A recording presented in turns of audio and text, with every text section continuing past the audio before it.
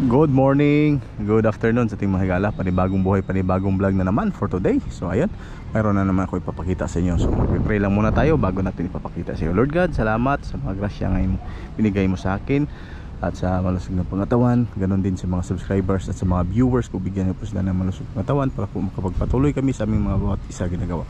Itong lahat ay alay sa iyo. In Jesus name I pray, Amen. Alright, so wala nang intro, walang outro. Papakita ko sa iyo Nissan Rocks na recondition. Napakaganda. Oh, di ba? Tingnan nyo. Ayan. So sa mga nagtatanong kung magkano to, mamaya papakita ko muna sa inyo. Tingnan nyo, napakaganda nito. Ayan yung finished product natin. Recondition. Ayan. Naka-tent, aircon, naka-mags. Ayan. Ayan. Di ba? Yan lang yung tinted. So ito naman. Ayan. So pagdating natin dito, ang kanyang kalooban yan, no? Ito yung ano nito. So mayroon ng 2 din stereo automatic 4x2. Tingnan nyo yung kanyang dashboard. Medyo klaro ba? Ayan. So ito likuran. Dito tayo sa likuran. Automatic yan ha. So automatic yan na. Ayan. Open, close. Ayan. Diba? Kagandahan. Ayan. So ito naman kanyang likuran. Ayan. So napakaganda nito. So sa magtatanong nito, magkano to? For only just 260.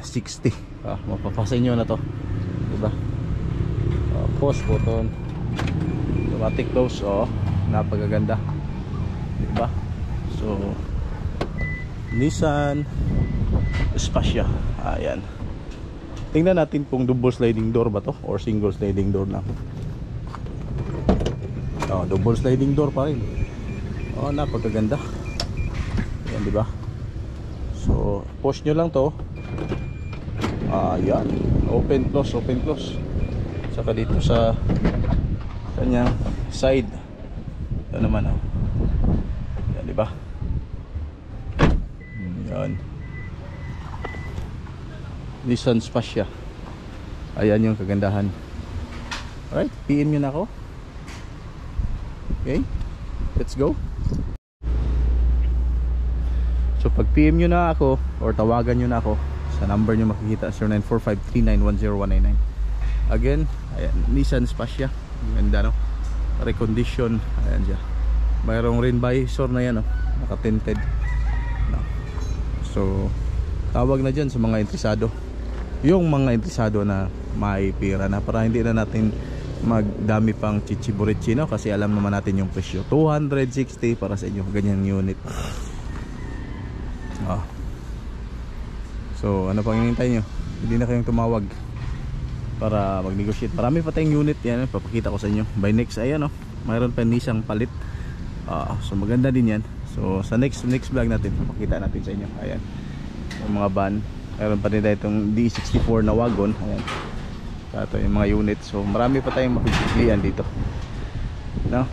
So papakita ko din yung mga kunti lang nandito. Mayroon din tayong Mazda Bungo. Elf pala, ito Mazda Bungo D64B. Ayan. At syempre minidam na ito.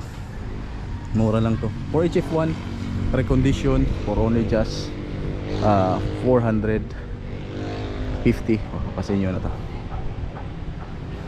Diba? Ayan. Ano pa hinintay nyo? Tawag na. Nissan Spasya, mayroon pa dun,